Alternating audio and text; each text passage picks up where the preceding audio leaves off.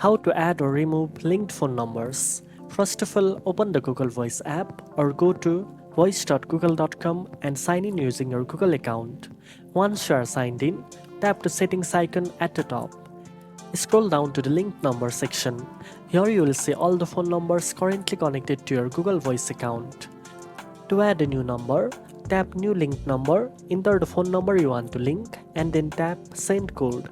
You will receive a verification code via text on that number. Enter the code to confirm and link the number successfully.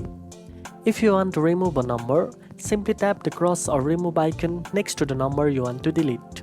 Confirm the removal and it will no longer be linked to your Google Voice account.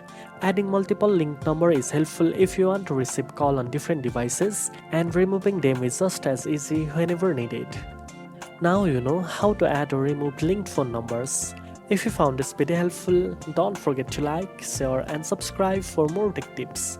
Thanks for watching and I'll see you in the next one.